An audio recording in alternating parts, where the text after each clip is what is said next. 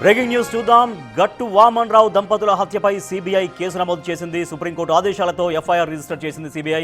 సెక్షన్లు 120B, 341, 302, 334 కింద CBI case నమోదు చేసి దర్యాప్తు చేస్తున్నారు.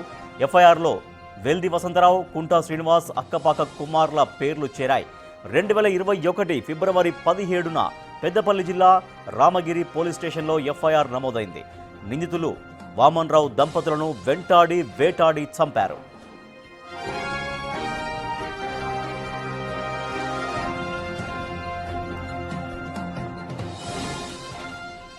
గట్టు వామన్ రావు దంపతుల హత్యపైన సిబిఐ కేసు ఫైల్ చేసింది. సుప్రీంకోర్టు ఆదేశాలతో ఎఫ్ఐఆర్ రిజిస్టర్ చేసింది సిబిఐ.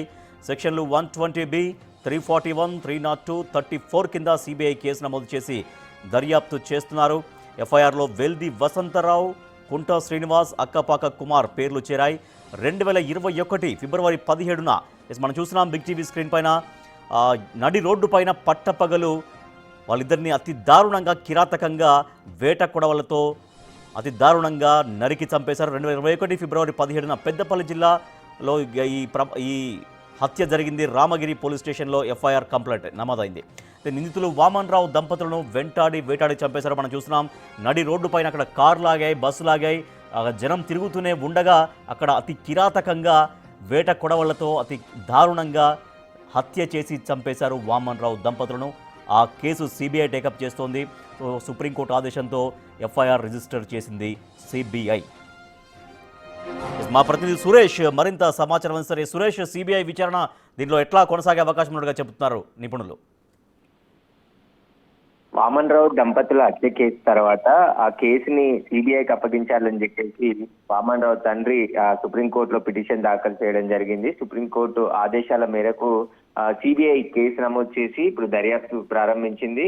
ఈ మేరకు ఎఫ్ఐఆర్ నమోదు చేసి అందులో వెల్ది వసంతరావు, కుంటా శ్రీనివాస్, అక్కపాక కుమార్ పేర్లను కూడా ఎఫ్ఐఆర్ లో చేర్చడం జరిగింది. 2021 ఫిబ్రవరి 17న పెద్దపల్లి జిల్లా రామగిరి పిఎస్ లో కేసు నమోదైంది. దీనికి సంబంధించి కేసు నడుస్తూ ఉంది. అయితే ఈ కేసు గత ప్రభుత్వం నీరుగార్చే ప్రయత్నం ఉంది. ప్రభుత్వానికి పార్టీకి సంబంధించిన వ్యక్తుల హస్తం ఇందులో ఉంది కాబట్టి సిబిఐ విచారిస్తేనే అసలు దోషులు బయటకు వస్తారని చెప్పేసి కూడా వామన్ రావు తండ్రి సుప్రీంకోర్టులో పిటిషన్ వేయడం జరిగింది. దానిపైన విచారించిన సుప్రీంకోర్టు సిబిఐ విచారణకు ఆదేశిస్తూ కొద్ది రోజుల క్రితమే ఆదేశాలు జారీ చేయడం జరిగింది. ఆ ఆదేశాలకు అనుగుణంగా ఇప్పుడు ఎఫ్ఐఆర్ నమోదు చేసి కేసు దర్యాప్తు చేయబోతున్నారు. ఈ దర్యాప్తులో మళ్ళీ ఈ హత్యకు సంబంధించిన నిందితులతో పాటు అక్కడ ఉన్నటువంటి సాక్షులు మొత్తం స్టేట్మెంట్ ను రికార్డ్ చేసి చర్యలు తీసుకునే అవకాశం ఉంది. సిబిఐ పలు సెక్షన్ల కింద బిఎన్ఎస్ యాక్ట్ కింద 120B, 341, 302, 34 కింద కేసు నమోదు చేసి ప్రస్తుతం దర్యాప్తు చేస్తుంది. Right, thank you Suresh.